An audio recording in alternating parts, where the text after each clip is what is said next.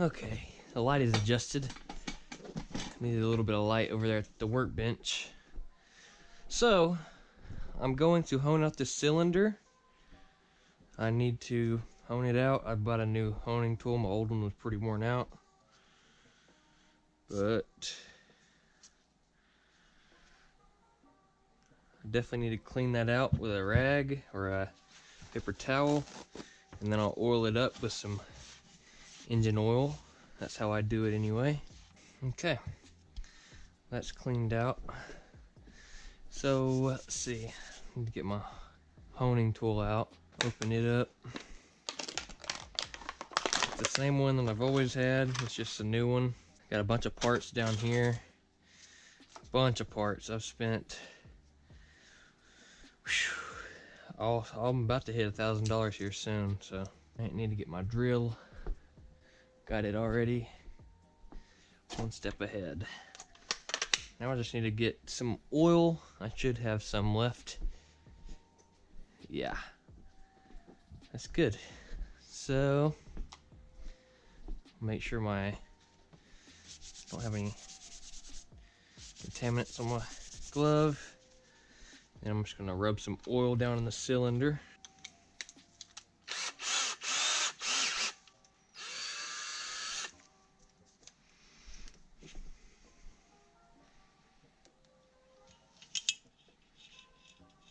Okay. Go ahead and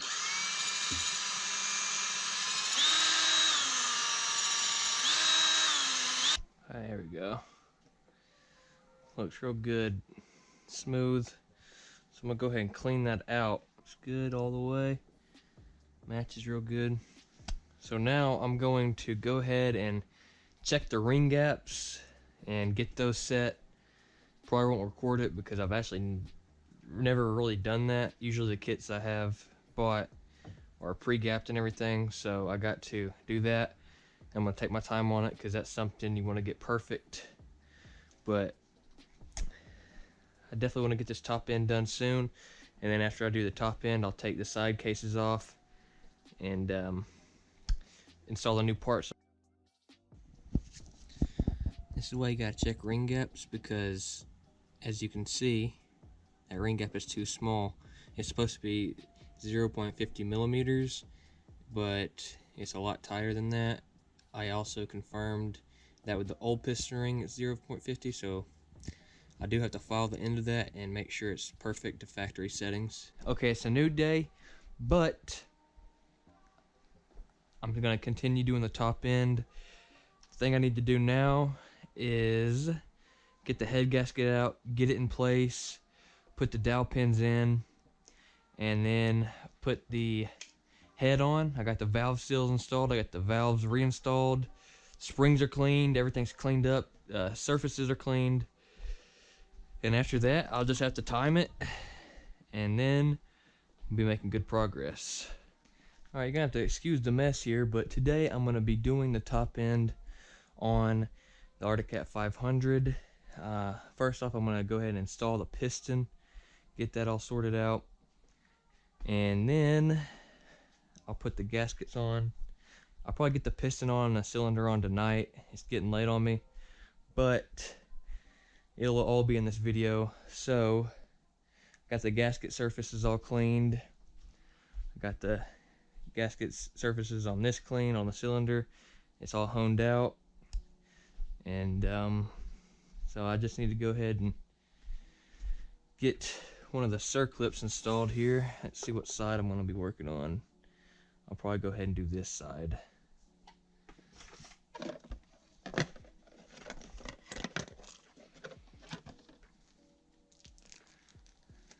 I did all my end gaps, so all those are done.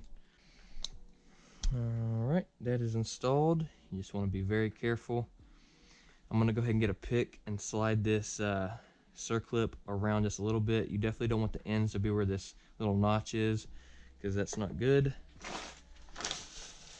I got parts and tools everywhere. I get so many different things I'm doing each day, so I'm not even going to pick them up right now. Put some oil inside of the crank hole. Okay, now I gotta install this other circlip. Again, you definitely don't want to drop this in your motor or you'll be having a real bad day.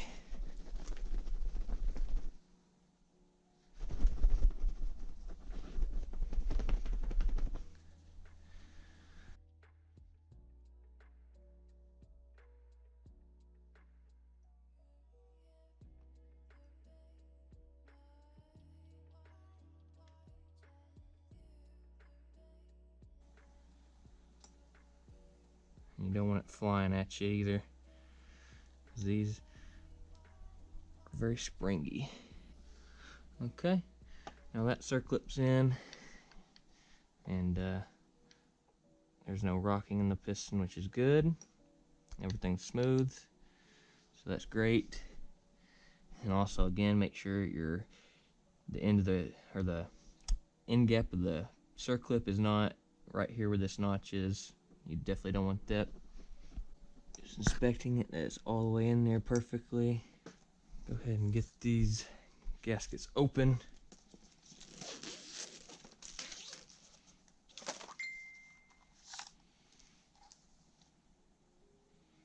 That should be the head gasket right there. And then this is the base gasket. And all my oil seals and valve seals and exhaust gasket are there. I prefer to work on things on the workbench, but this motor is really heavy and I don't think I can lift it all the way up on that bench by myself, so.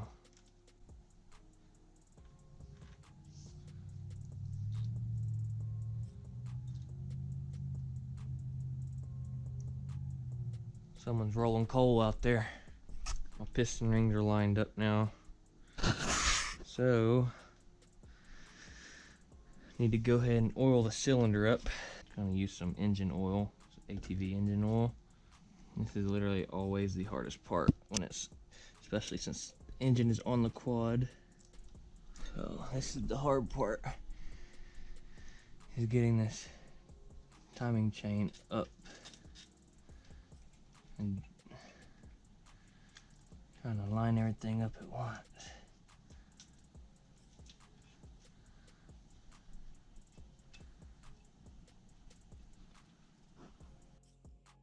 Alright, I got the cylinder and piston installed. Next I have to take out the valves and do valve seals. After that I can start timing it and getting all that set up. This is gonna be the hard part with one hand, one person. But I gotta get this on here. It's gonna be quite interesting.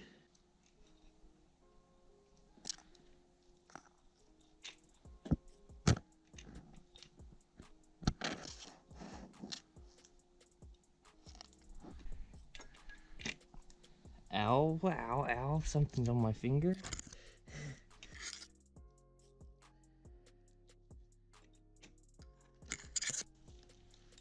Oh man, I wish I had one X. Oh, I just dropped that in the engine, mother. I guess I'm gonna try this again. Luckily I got the chain out, no problem, but this is worrisome. I guess I'd have to, I don't know. And this is where a second pair of hands would really come in handy. That side needs to go in. There we go. Okay. We're pretty much in. So I just need to get this timing chain to be held. Put these bolts back on top of here. Get them cranked down just a little bit.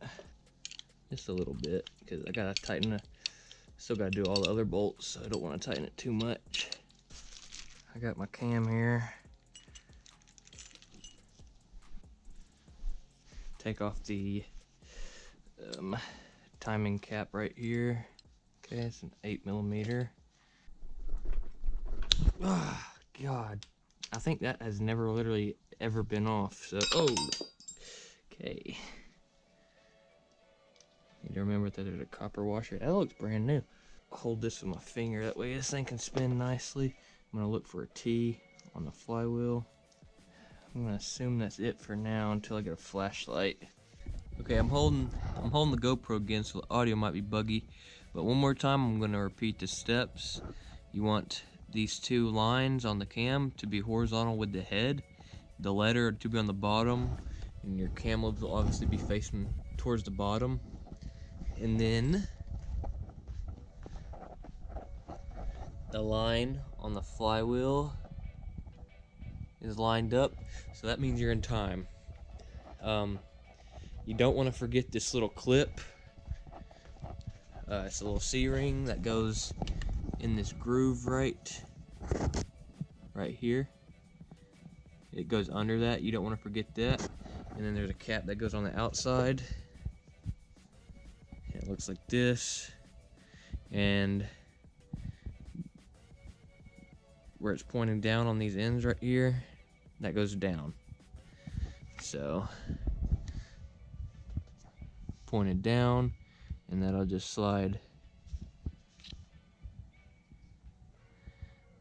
and that'll just slide right down.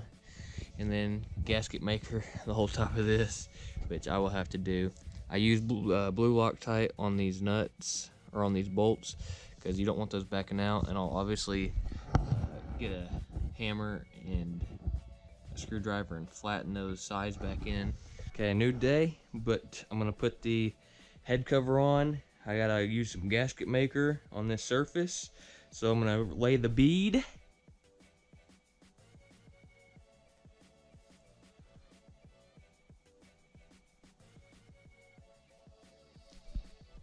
Okay, the gasket maker's on there. I think I put it on a little too thick, but it's just gonna have to work. I might have to cut that hole a little bit bigger. Just cure for a minute. Let me actually read the instructions. I forget what I did last time. I do need to add some oil to the cam and the valve springs and all that good stuff, because you don't want to start it dry. So I'm gonna drizzle a little bit of oil on top of that. Gotta do this right the first time.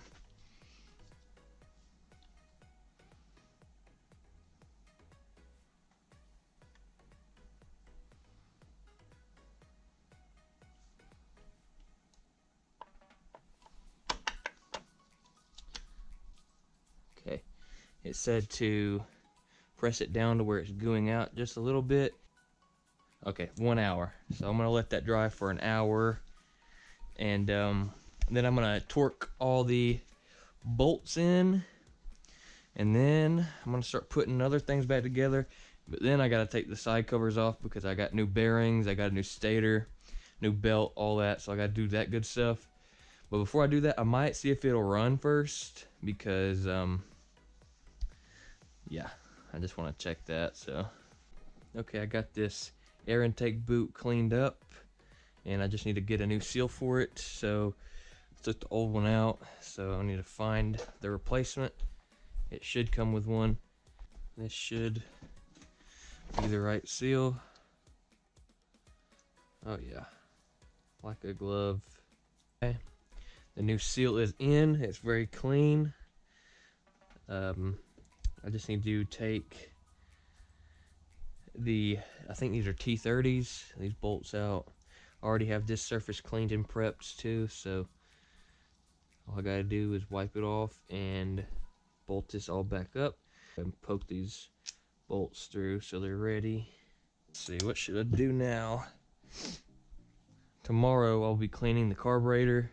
I'll have a whole video on that, set up on the workbench, and get the tripod and do a video on that.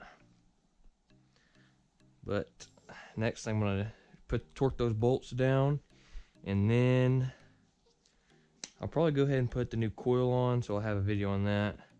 But I think I'm gonna end this video here. This is the end of me putting the top end back together. All I gotta do is adjust the valves and put those caps back on after that. And I will have a video on how to adjust the valves, so that's coming as well. Thanks for watching. See you in the next one. Peace out.